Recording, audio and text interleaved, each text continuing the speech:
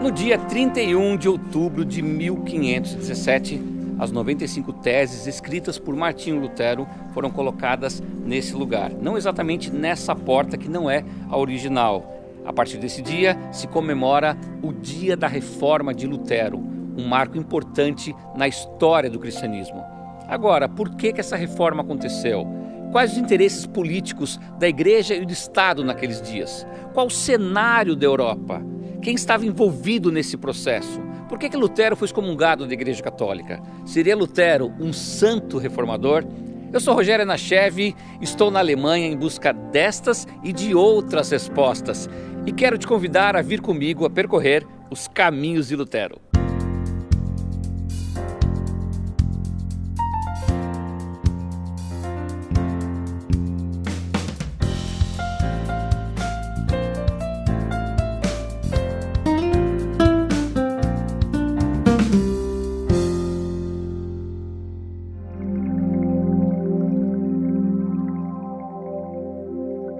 Um professor meu dizia que um texto fora do contexto é um pretexto para várias interpretações. Por isso, entender a Europa da época de Lutero é muito importante para que possamos compreender a sua reforma. Eu vou dividir a história em vários tópicos para facilitar o nosso entendimento. No campo geográfico, a Alemanha não existia naquela época. O que tínhamos na Europa eram centenas de pequenos reinos, principados, ducados e condados, dominados por vários impérios, e nessa região estava o Sacro Império Romano da nação germânica, como os alemães preferem chamá-lo. Na época de Lutero, o imperador era eleito pelo voto dos príncipes eleitores, que durante o império variavam de 6 a 10, e o imperador só tomaria posse após ser ungido pelo Papa, o que mostrava que no campo político havia uma grande relação de poder entre o Estado e a Igreja. No campo religioso, a Igreja era quem interpretava a Bíblia. As missas eram feitas em latim com o padre de costas, e a instituição Igreja Católica estava envolvida com 3 grandes preocupações: as indulgências, as santas relíquias e a venda de cargos para os nobres. Nesse cenário surgiram algumas pessoas que se opunham a estas ideias. Eles foram conhecidos como pré-reformadores, como Pedro Valdo, John Wycliffe e Jan Hus, que perdeu a sua vida lutando por seus ideais. No campo social, o feudalismo começava a dar sinais que acabaria, pois esse sistema consistia em que os senhores feudais ganhavam as terras do rei e os camponeses cuidavam de tudo em troca de um pedaço de terra para morar. No campo das ideias, o renascentismo veio para que as pessoas se tornassem mais críticas. Alguns pensamentos mudaram. Por exemplo, na época medieval, a fé é mais importante que a razão. No renascentismo, fé e razão são importantes. Na época medieval, Deus está no centro das atenções, teocentrismo. No renascentismo, o homem está no centro das atenções, o antropocentrismo. E por fim, no campo tecnológico, Gutenberg inventou a imprensa, considerada uma das mais importantes invenções de todos os tempos, pois colaborou ainda mais para uma Europa mais crítica, onde cada um podia ter o direito de ler e pensar. Resumidamente, o cenário na época de Lutero era esse. Já nos ajuda a responder algumas perguntas, mas eu espero responder todas até o final do programa. A data do dia 31/10/1517 é a data comemorativa das teses fixadas aqui nesse lugar, mas não é o início e nem o fim da reforma. A reforma foi todo um processo que durou anos, que nasceu no sonho dos pré-reformadores e que tomou forma no coração de Lutero.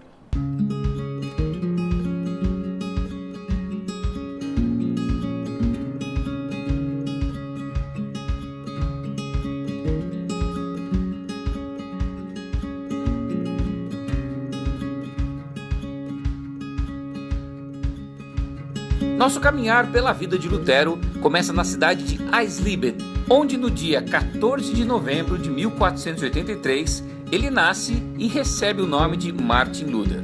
Ao que nos conta a história, Lutero teve uma educação muito rígida com seus pais Hans Luther e Margaret Lindemann. A casa de Lutero está um pouco diferente desde a época que ele nasceu, principalmente a parte interna, que já não guarda mais os objetos ou os móveis da família. A parte externa está praticamente intacta. Hoje esse lugar é um museu com uma exposição permanente. Logo no dia seguinte do seu nascimento, Lutero é levado a poucos passos daqui na igreja de São Pedro e São Paulo, onde é batizado. Antes de visitar a igreja, nós vamos entrar no museu e ver uma peça diferente relacionada à reforma.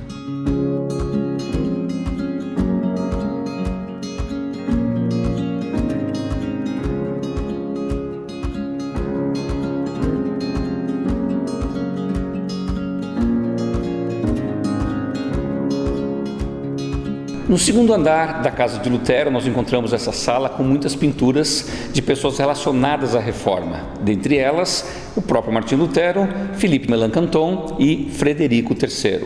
No final da sala eu encontro a escultura de um cisne. Agora, o que tem a ver um cisne com a história de Lutero ou a história da reforma? A partir do século XVI, o símbolo de Lutero era um cisne. Mas para a gente entender essa relação, vamos voltar alguns anos. 1415, um dia em que o pré-reformador tcheco Jan Hus foi sacrificado, foi queimado. A palavra Hus significa ganso. Hus diz o seguinte antes de morrer: hoje vocês estão cozinhando um ganso, mas virá um cisne que será impossível de vocês assá-lo. Dentro do coração de Jan Hus já existia o sonho de que nasceria um grande reformador.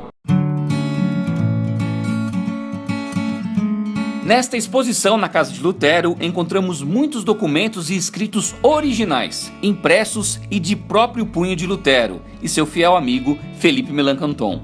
Como disse, a parte interna perdeu sua forma de quando a família Luder vivia aqui, e este lugar se tornou patrimônio histórico desde 1817, conforme esse documento que vemos na casa.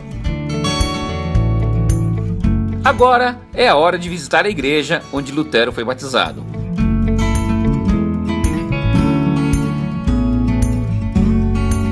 Muitas coisas mudaram desde a época de Lutero, mas a pia batismal guarda ainda um pedaço original de quando Lutero foi batizado.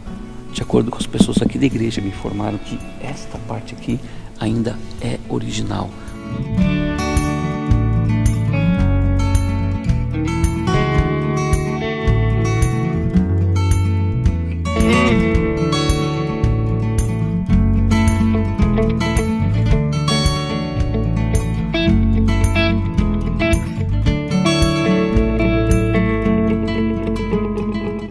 Agora, o fato é que essa igreja é a única no mundo que eu conheço, pelo menos, que tem 2 lugares para as pessoas serem batizadas. Eles podem optar tanto pela aspersão como pela imersão. Quando Lutero tinha apenas 1 ano de idade, os seus pais resolveram mudar de Eisleben para Mansfeld, para onde eu estou indo agora. A família de Lutero chega a Mansfeld sem muitas posses. Seu pai começa a trabalhar com mineração de cobre, profissão que teve até o final da sua vida. Essa foi a casa onde a família se estabeleceu e Lutero viveu neste lugar por 12 anos. Aqui Lutero experimentou uma educação muito rígida dos seus pais, que sempre o educaram conservadoramente dentro dos preceitos da religião.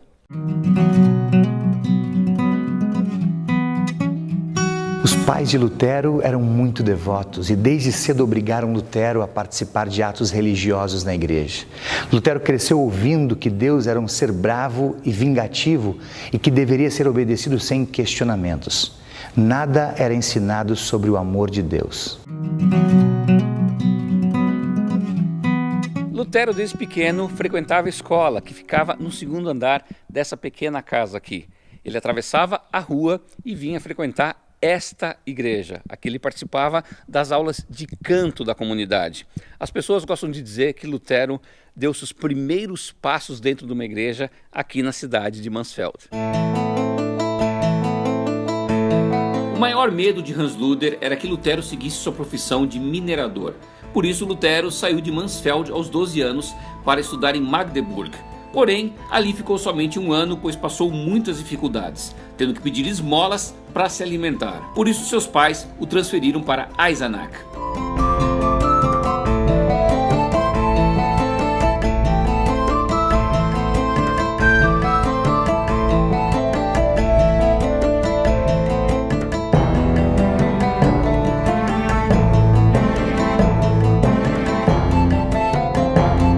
Em Eisenach, Lutero veio morar com os seus tios, parentes da sua mãe. Infelizmente, passou muitas necessidades por aqui. Tinha que sair à rua pedindo por sua própria comida.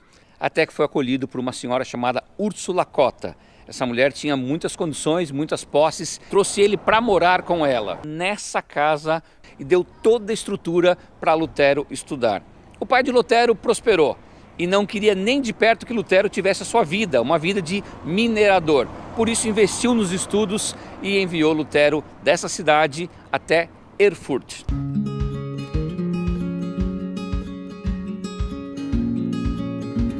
Lutero chegou em Erfurt no ano de 1501 com apenas 17 anos. A cidade era muito próspera, centro intelectual da região. Tinha mais de 1000 estudantes.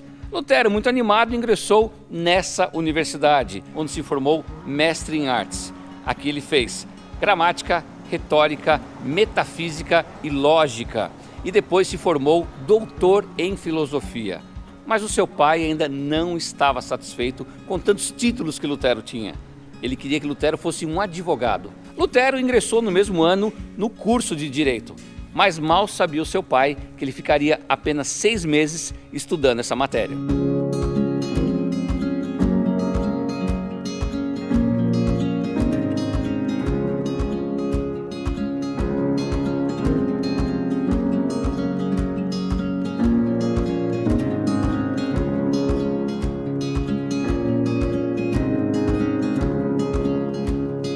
A razão de Lutero ter deixado seus estudos da Faculdade de Direito tem a ver com esse lugar, o Mosteiro Agostiniano. Lutero tinha algumas questões muito importantes para serem resolvidas dentro de si, muitos medos. O seu maior medo era o da morte. A situação se agravou quando Lutero estava retornando da casa dos seus pais em Mansfeld. Era o dia 2 de julho de 1505. No caminho, a cerca de 10 quilômetros aqui da cidade, começa uma enorme, forte tempestade. Lutero não tinha para onde correr, não havia abrigo. Chuva, trovões e raios era o que cercava Lutero naquele momento. Com muito medo da morte, Lutero se ajoelha e faz uma oração para Santana, a mãe da Virgem Maria. Santana, se você me salvar, eu me tornarei um monge. Sua oração foi ouvida. No dia 17 de julho de 1505, Lutero entra nesse convento. Não existe nenhum registro histórico de que esse relato realmente tenha acontecido. Algumas pessoas acham que Lutero quis convencer o seu pai, provar que ele tinha que sair do curso de Direito e entrar no mosteiro. Afinal, sua oração foi para Santana, a padroeira dos mineradores, profissão do seu pai. Mas o seu pai não ficou nada satisfeito com isso, e muito menos os seus amigos. Mas Lutero não hesitou, entrou no mosteiro.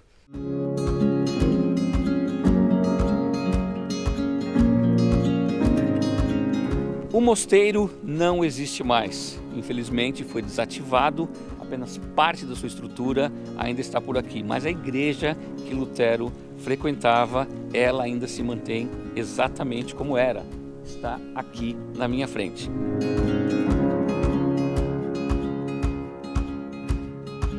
During Reformation times, they dissolved this monastery. They asked the monks, do you want to stay as a monk here in the monastery? Or do you want to leave and following Luther's teaching? Most of them left immediately. And then they were really poor because they were beggar monks, Augustinian hermits. They were not allowed to have own money as monks and own possessions. So after leaving, a lot of them married. Actually, they married rich widows. And even the prior here from this monastery, Johannes Lang, he married an older rich widow. So, what the people noticed on the street was the monks and even the nuns left monasteries and nunneries. And the world exists like before. And then they married, and the world exists like before. And maybe they're getting children without horns or something like this. Normal children, and the world exists like before. It was not the way the Pope said before. So the people thought maybe there is something right, what Luther said. Mas os primeiros anos de Lutero aqui no mosteiro não foram nada fáceis, porque a ordem agostiniana era muito severa. The Augustinian order was, in the time of Luther, very, very strict, especially this monastery here. They had to wake up 12 o'clock midnight and then praying hours here in the church 7 times a day, 7 days a week, and so on, without a day off, without holidays also. And they had a lot of rules here. You have to learn it during novitiation time, the first year. For example, it was not allowed to laugh. It was not allowed to bring somebody to laugh. You don't had the right to speak with another monk in his cell, or they couldn't lock the cell, or they were not allowed to speak with each other during meal, something else.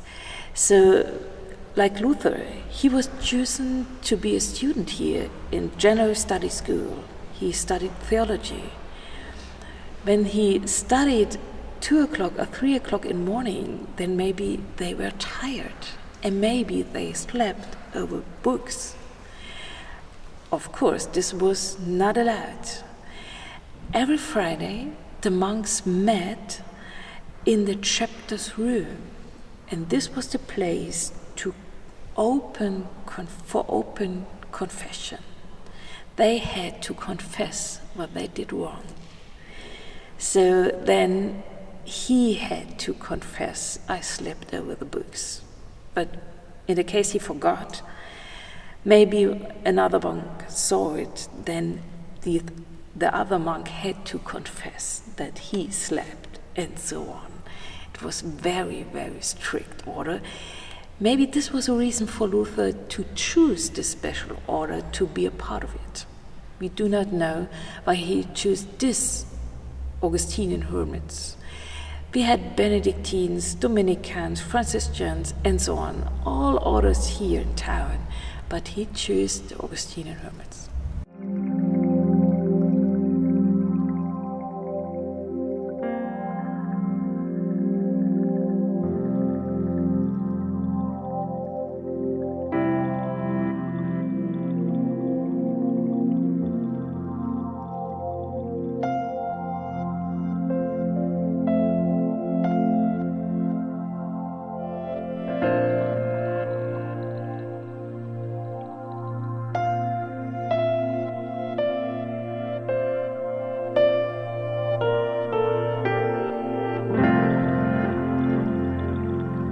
Ao ingressar aqui no mosteiro, Lutero se torna noviço.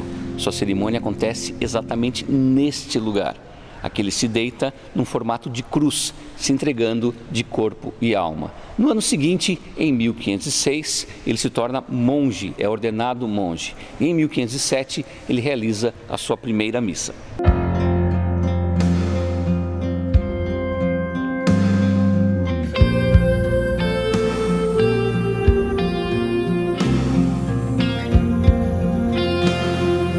Alguns estudiosos dizem que Lutero sentou nesse lugar antes de fazer a sua primeira missa.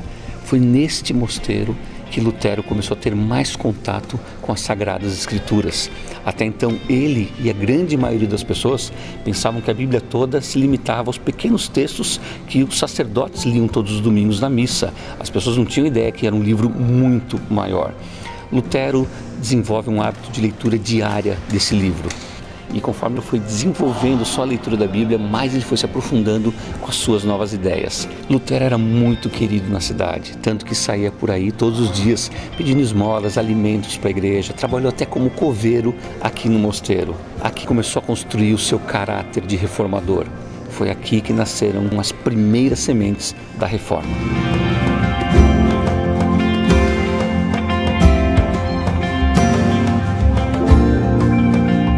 Um dos pilares da reforma protestante é a afirmação absoluta da graça de Deus, o princípio conhecido como sola gratia, somente a graça.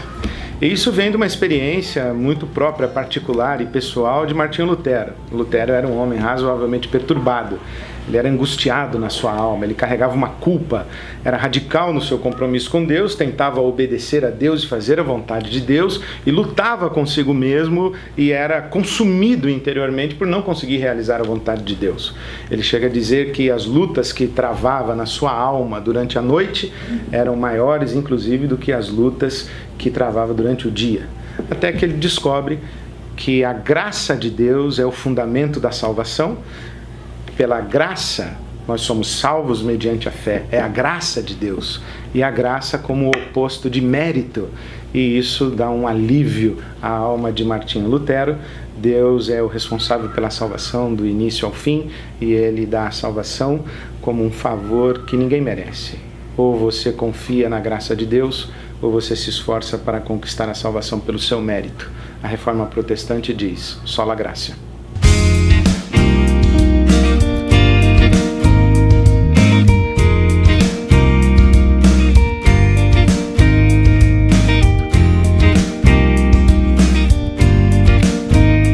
A ordem de Lutero era muito rigorosa e severa, mas não por isso era menos rica.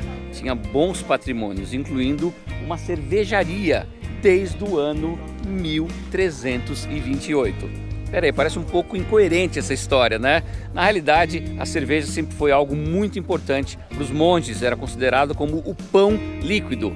Vamos pensar que na Idade Média a água não era potável, era muito difícil você encontrar água de boa qualidade. Por isso que o líquido que eles sempre bebiam era a cerveja.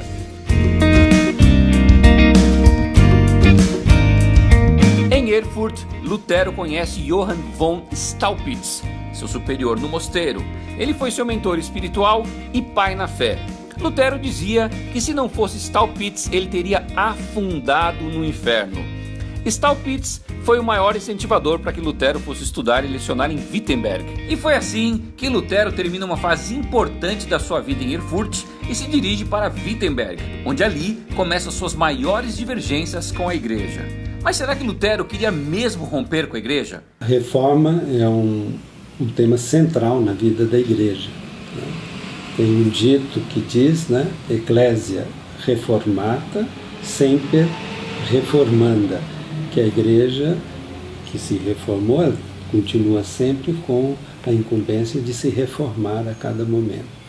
E essa reforma que se pedia era uma reforma in capite, na cabeça, et in membris, e nos membros da igreja, que se queria dizer que o povo fiel tinha que se reformar de costumes que não eram adequados aos costumes cristãos, mas sobretudo a cabeça da igreja, que tinha realmente entrado num período muito infeliz, não só o Papa, mas também bispos. Então esse clamor da reforma era um clamor geral na cristandade.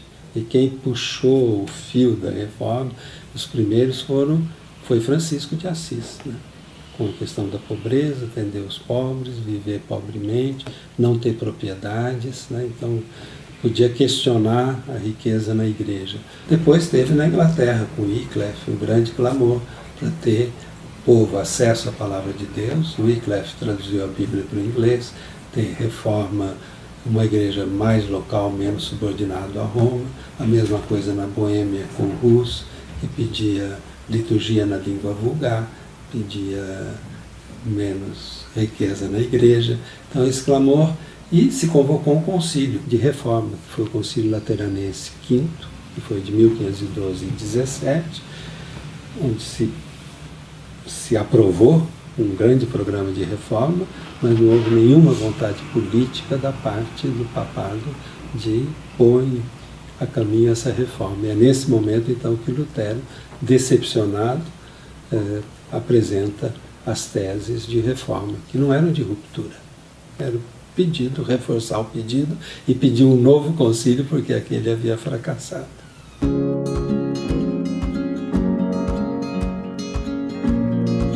Quanta história já aprendemos sobre Lutero e estamos apenas no começo. E no próximo programa vamos estar em Wittenberg com muito mais histórias da Reforma.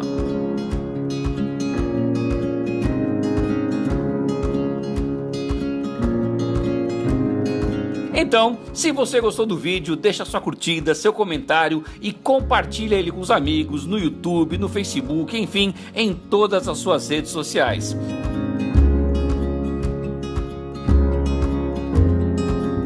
E agora é hora de você se inscrever no canal, acionar o sininho e se quiser ver mais vídeos do meu canal, clica aqui na playlist. E nos vemos no próximo programa, porque afinal de contas, dentro de nós sempre vai existir um louco por viagens.